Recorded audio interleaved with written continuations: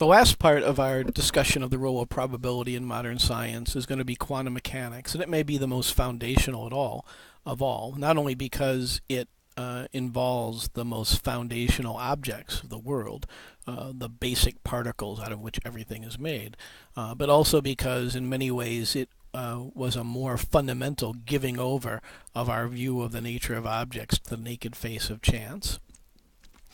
Quantum mechanics deals with the mechanics or the motion of the smallest particles that make up the universe, the subatomic particles, and even the smaller particles that make them up.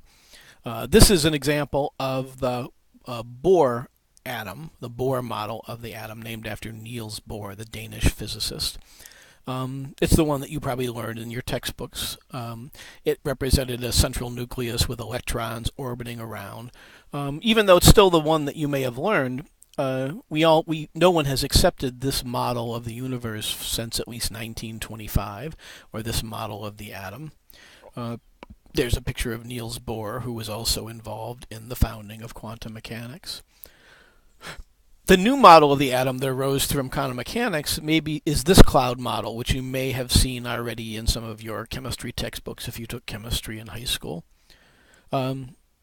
Here, the electron is not a cloud. A cloud is, we know what that is. It's a diffusion or suspension of little tiny droplets of water or some vapor in the air. The electron is not split up into a bunch of little drops. Instead, that cloud is a representation of the probability of us finding the electron at any one particular point. In this new model, the object itself, the very fabric of reality, the protons and neutrons and electrons that make up the world, are no longer discrete objects that you would construct out of number in accordance with the Pythagorean method, but have been reduced to probabilities, have been reduced to the naked face of chance. We're going to see how this came about. And it may be useful just to recognize that part of the strangeness of this theory comes from the very, very tiny scale of the objects that we're dealing with, and the way in which the attempt to separate the relative and the absolute falters at these very, very small scales. So you're much, much larger than a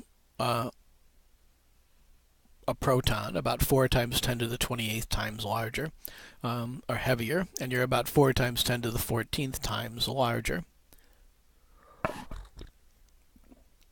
If you were a proton, you'd be here at St. Anselm College, and the electron would be much smaller, about the size of a pea, and it would be about 13 miles away, say down in Nashua or up in Concord. So most of an atom is empty space. And even though it would be this tiny little pea-sized electron would be 13 miles away, it would be exerting over 7 million pounds of electrical force on you. So it's good that you're not an electron, because the forces would tear your body apart. So just in comparison, to see how much of an atom is empty space, if you were the sun, you'd be here at St. Anselm College, but the entire solar system would fit into this smaller circle. Pluto would be out here in Manchester, just a few miles away. Whereas if you were a proton, the electron would be 13 miles away out in Concord, which is much more empty space. So just when you shoot a bullet into the solar system, you don't have to worry about hitting a planet. It'll pass right through the solar system in most cases.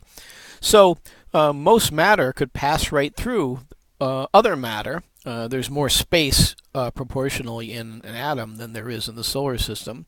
What makes us feel as if objects are solid?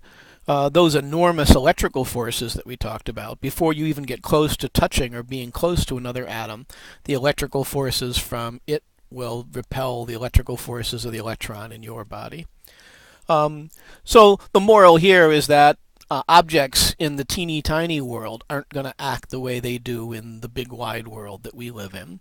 And that will be because of the difficulty of separating the relative and the absolute on that very small level. So when we first observe the electron, it might pop into existence, say, somewhere down in Nashua. And then it might pop out of existence and pop into existence up in Concord, somewhere else.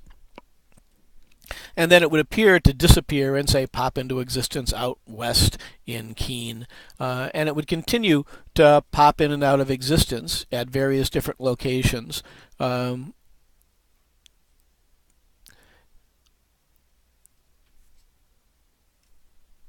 if you shot an arrow at a target, you'd see all the holes in the places where the arrow hit, and that would give you an indication of the probability of it ending up in any one of those places.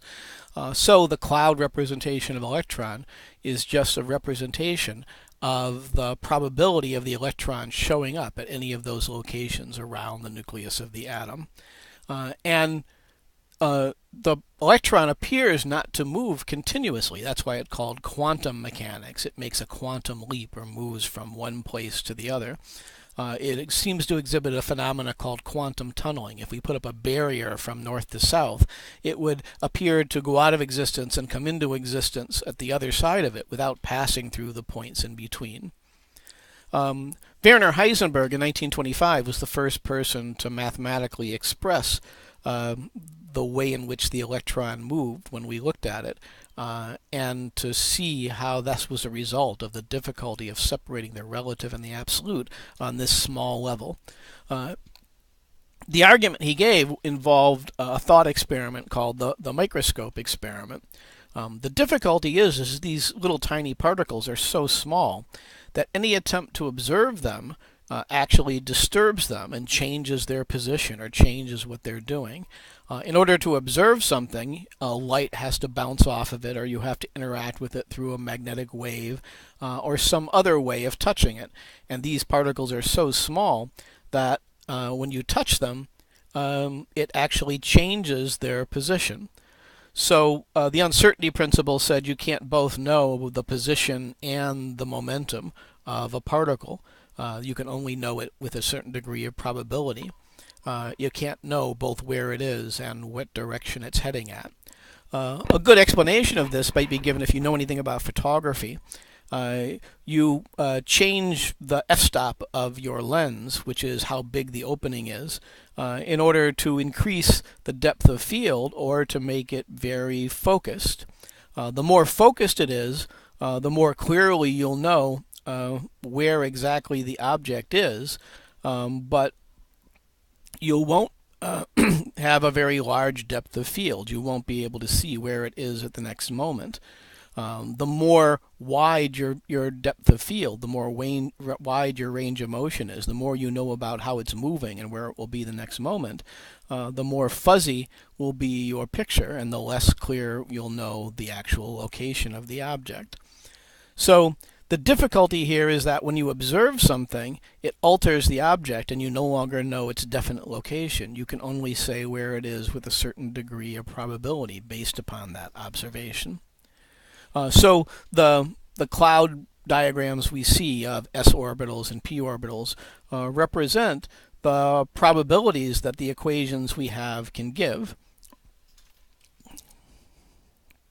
And that would be a water molecule representing the probability diagram. So when we look at the electron, we see the electron popping in and out of existence. The cloud diagram that we're giving is really just the probability distribution of the electron arriving at each one of those points. We're familiar with like a bell curve that says, lots of people got C's and only a few people got A's or D's. Those cloud diagrams give the same information as these charts, which tell you what the probability of finding it at various different locations might be. Einstein was said to disagree with this formulation of quantum mechanics. His famous statement was that God doesn't play dice with the universe, that the electron must always be at some definite location and move there for some particular reason. It can't just be a matter of chance or probability. But the irony here is that the attempt to know the universe on the most fundamental level turned out to give us over to the naked face of chance by saying that the fundamental position of objects can only be known as a probability. And this was related to the fact that in order to separate the relative and the absolute, you have to be able to take the experimenter and the observation or the measurement out of the experiment. But on this small, teeny tiny scale of the most fundamental particles, physicists found that it was impossible to take us out of the equation because our very attempt to observe or look at the experience actually changed the experience.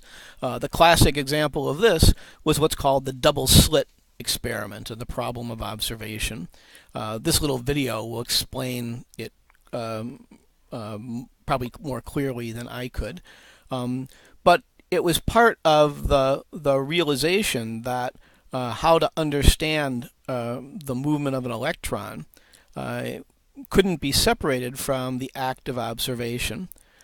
So it turns out that when we understand an electron, we understand it now as a probability wave. In the double slit experiment, particles are fired one at a time, and it turns out that when we don't observe them, they act like waves and appear to go through both slits, or they have a probability of going through one slit and a probability of going through the other slit. And it turns out that those probabilities interact with each other in the same way that waves do.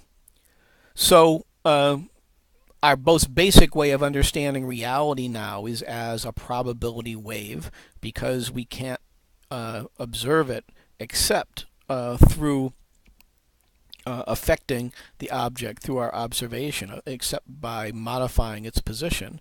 We can only know the position of an object with a certain degree of probability. When we observe it, the probability wave is said to collapse. When we look at the double slit experiment, it appears that the electron only goes through one slit at a time. But when we're not looking at it, we only know the property of the object with a certain degree of probability. So the takeaway for this discussion is that the